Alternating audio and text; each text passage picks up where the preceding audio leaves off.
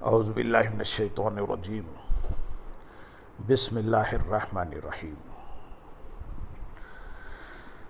حضور نبی اکرم صلی اللہ علیہ وسلم نے خود اپنی نعت سنی۔ حضور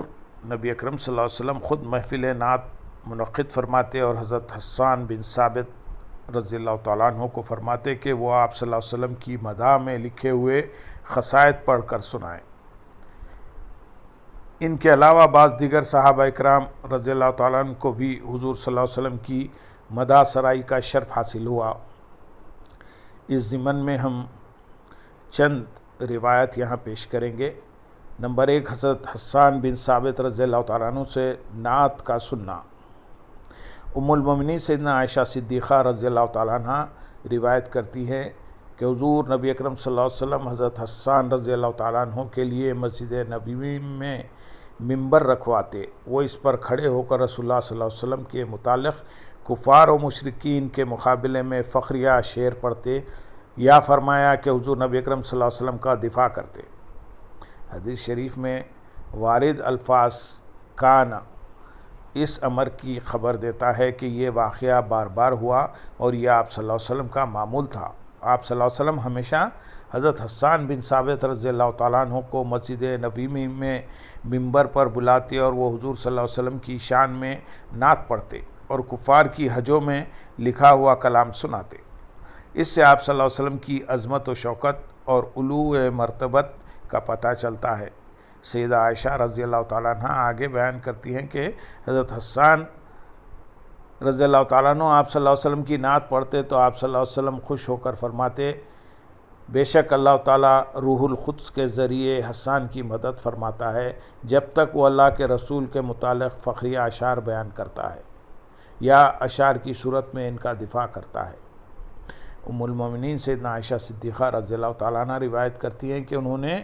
حضور نبی اکرم صلی اللہ علیہ وسلم کو حضرت حسان رضی اللہ تعالیٰ عنہ سے فرماتے ہوئے سنا، بے شک روح القدس جبریل یعنی جبریل امین تمہاری مدد میں رہتے ہیں جب تک تم اللہ اور اس کے رسول کا دفاع کرتے ہو۔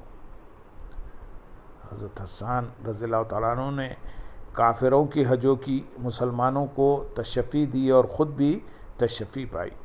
حضرت سیدنا حسان رضی اللہ تعالیٰ عنہ یہ اشعار پڑھے،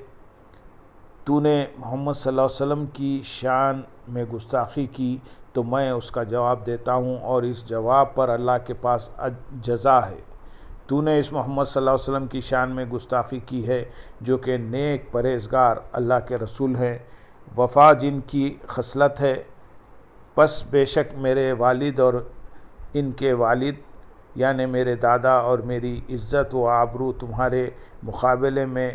عزت و ناموس سے محمد صلی اللہ علیہ وسلم کے دفاع کا ذریعہ ہے۔ واقعہ افق میں حضرت حسان رضی اللہ تعالیٰ عنہ بھی منافقین کے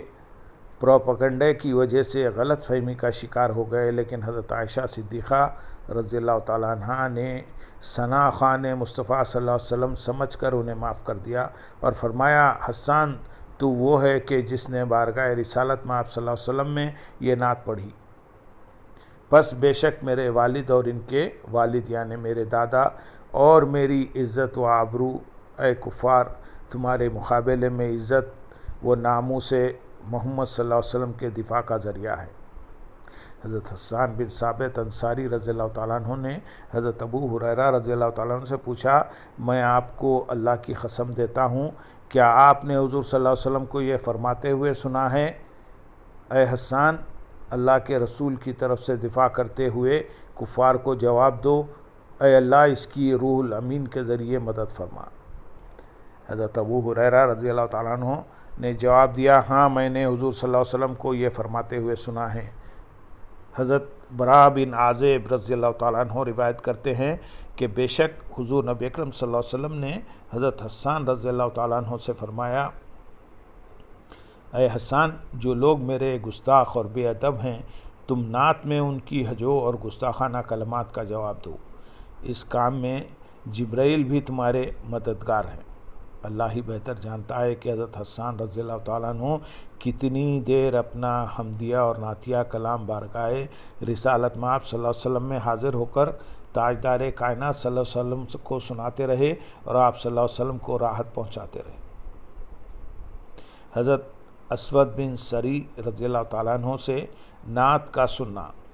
حضرت اسود بن سری رضی اللہ تعالیٰ عنہ روایت کرتے ہیں کہ انہوں نے بارگاہ رسالت میں آپ صلی اللہ علیہ وسلم میں عرض کیا، یا رسول اللہ صلی اللہ علیہ وسلم، بے شک میں نے ایک قصیدے میں اللہ تعالیٰ کی حمد بیان کی ہے اور دوسرے قصیدے میں آپ کی نعت بیان کی ہے۔ اس پر حضور نبی اکرم صلی اللہ علیہ وسلم نے فرمایا، آؤ اور اللہ تعالیٰ کی حمد سے ابتدا کرو۔ حضرت عبداللہ بن روحہ رضی اللہ تعالیٰ عنہ سے نعت کا سننا۔ حضرت حیثم بن ابی سنان رضی اللہ تعالیٰ عنہ فرماتے ہیں، حضرت ابو ہریرہ رضی اللہ تعالیٰ عنہ وعظ میں رسول اللہ اکرم صلی اللہ علیہ وسلم کا ذکر خیر کرتے ہوئے فرما رہے تھے کہ تمہارا بھائی عبداللہ بن روحہ بالکل لغویات نہیں کہتا۔ پھر حضرت ابو ہریرہ رضی اللہ تعالیٰ عنہ نے حضرت عبداللہ بن روحہ رضی اللہ تعالیٰ عنہ کے یہ اشعار بیان کیے، اور ہمارے درمیان اللہ کے رسول ہیں جو کتاب اللہ کی تلاوت کرتے ہیں جب کہ فجر طلوع ہوتی ہے۔ انہوں نے ہمیں ہدایت کا راستہ دکھایا اس کے بعد کہ ہم جہالت کی تاریکی میں تھے، چنانچہ ہمارے دل یقین کرتے ہیں کہ جو کچھ آپ نے کہا وہ ہو کر رہے گا۔ آپ صلی اللہ علیہ وسلم اس حال میں رات گزارتے ہیں کہ بستر سے آپ صلی اللہ علیہ وسلم کا پہلو جدا ہوتا ہے، جبکہ مشرکین کے بستر ان کی وجہ سے بوجھل ہوتے ہیں، یعنی ان کی نیندیں اڑ جاتی ہیں۔ حضرت انس رضی اللہ تعالیٰ عنہ روایت کرتے ہیں کہ جب حضور نبی اکرم صلی اللہ علیہ وسلم عمرہ خزاں کے موقع پر مکہ مکرمہ میں داخل ہوئے تو عبداللہ بن روحہ آپ صلی اللہ علیہ وسلم کے آگے آگے چلتے ہوئے بلند آواز سے کہہ رہے تھے، اے اولاد کفار، آپ صلی اللہ علیہ وسلم کا راستہ چھوڑ دو، آج ہم تمہیں حکم قرآن کی مار ماریں گے، ایسی مار جو کھوپڑی کو اپنی جگہ سے دور کر دے گی اور دوست کو دوست سے جدا کر دے گی۔ اس پر حضرت عمر رضی اللہ تعالیٰ عنہ نے ان سے فرمایا، اے ابن روحہ، تم حضور صلی اللہ علیہ وسلم کے سامنے اور اللہ کے حرم میں شعر کہہ رہے ہو۔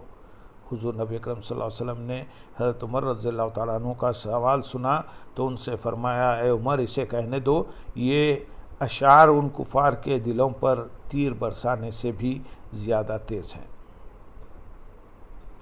حضرت عامر بن عقو رضی اللہ تعالیٰ عنہ سے مجمع عام میں نعتیہ اشعار کا سننا۔ حضرت سلمہ بن عقو رضی اللہ تعالیٰ عنہ بیان کرتے ہیں کہ ایک رات ہم رسول اللہ صلی اللہ علیہ وسلم کے ہمراہ خیبر کی طرف جا رہے تھے۔ قافلے میں سے کسی شخص نے میرے بھائی عامر بن عقو سے کہا کہ آج آپ ہمیں اپنا کوئی کلام سنائیں۔ وہ اونٹ سے اترے اور یہ شعر پڑھنے لگے، اے ہمارے پروردگار، اگر تو اپنا محبوب ہمارے درمیان بھیج کر ہمارے شامل حال نہ ہوتا تو ہم ہرگز ہدایت پا سکتے، نہ ہم صدقہ و خیرات کرتے اور نہ نماز قائم رکھ سکتے۔ میں تجھ پر فدا، تو ہماری خطائیں معاف فرما جب تک ہم تقوی اختیار کیے ہوئے ہیں، اور جب دشمن سے ہمارا سامنا ہو تو ہمیں ثابت قدمی عطا فرما۔ یہ سن کر حضور نبی اکرم صلی اللہ علیہ وسلم نے فرمایا، یہ اونٹنی چلانے والا اور میری نعت کہنے والا کون ہے؟ صحابہ اکرام رضی اللہ تعالیٰ عنہ نے عرض کیا، یا رسول اللہ صلی اللہ علیہ وسلم، یہ عامر بن عقو ہیں۔ حضور صلی اللہ علیہ وسلم نے خوش ہو کر دعا دیتے ہوئے فرمایا، اللہ تعالیٰ اس پر رحمت نازل فرمائے۔ یہ حضور صلی اللہ علیہ وسلم کی سنت مبارکہ ہے کہ آپ صلی اللہ علیہ وسلم نعت سن کر اپنے ثنا خوان کے حق میں دعا کرتے اور انہیں اپنی توجہات اور فیوزات سے مالا مال کرتے۔ حضرت عباس بن عبد المطلب رضی اللہ تعالیٰ عنہ سے نعت کا سننا۔ حضرت خریم بن اوس رضی اللہ تعالیٰ عنہ فرماتے ہیں کہ میں نے حضور نبی اکرم صلی اللہ علیہ وسلم کی غزوہ تبوک سے واپسی پر حاضر ہو کر اسلام قبول کر لیا۔ میں اسلام قبول کیا تو میں نے عباس بن عبد المطلب کو یہ کہتے ہوئے سنا، یا رسول اللہ صلی اللہ علیہ وسلم، میں آپ کی مدح کرنا چاہتا ہوں۔ ان کے اظہار خواہش پر حضور صلی اللہ علیہ وسلم نے فرمایا، کہیں اللہ تعالیٰ آپ کے منہ کی مہر نہ توڑے، یعنی آپ کے دانت سلامت رہیں۔ پھر عباس رضی اللہ تعالیٰ عنہ نے حضور صلی اللہ علیہ وسلم کی شان اقدس میں نعتیہ اشعار کہے، اور وہ یہ ہیں، جب حضرت آدم علیہ السلام اور حضرت حوا علیہ السلام اپنے اپنے جسموں کو جنت میں پتوں سے ڈھانپ رہے تھے، اس وقت سے بھی بہت پہلے آپ صلی اللہ علیہ وسلم جنت کے سایوں اور اپنی والد ماجدہ کے رحم میں بھی پاکیزہ تھے۔ ان کی جنت سے زمین پر اتارے جانے کے بعد آپ صلی اللہ علیہ وسلم بھی ان کے ہمراہ زمین پر تشریف لے آئے۔ جب آپ صلی اللہ علیہ وسلم نہ تو قبل ازیں بشری صورت میں تھے نہ ہی گوشت اور علق کی حالت میں، بلکہ حضرت نوح علیہ السلام کی مبارک پشت میں ایک تولیدی خطرے کی حالت میں کشتی میں سوار تھے، جب دریا کے غرق نے نصر بت اور اس کی پرستش کرنے والوں کو لگام دی تھی، یعنی طوفان کے باعث منکرین نوح غرق ہو گئے تھے۔ آپ صلی اللہ علیہ وسلم مقدس اسلاف سے پاکیزہ ارحام کی جانب منتقل ہوتے رہے، جب ایک دور گزرتا تو دوسرا شروع ہو جاتا، یہاں تک کہ آپ صلی اللہ علیہ وسلم کا مبارک شرف جو آپ کے فضل پر گواہ ہے، قبیلے خندف یعنی قریش کے نسب کے اعلیٰ مقام پر فائز ہوا، جبکہ دوسرے تمام لوگ آپ کے اس مقام سے نیچے ہیں۔ اور جب آپ سیدہ آمنہ رضی اللہ تعالیٰ عنہ کی گود میں بزم آرائی جہاں ہوئے تو آپ کی تشریف آوری کے بعد زمین پر نور ہو گئی اور فضائیں جگمگا اٹھیں۔ ہم آپ صلی اللہ علیہ وسلم کی ضیاء پاشی اور نورانیت کے صدقے ہی تو راہ ہدایت پر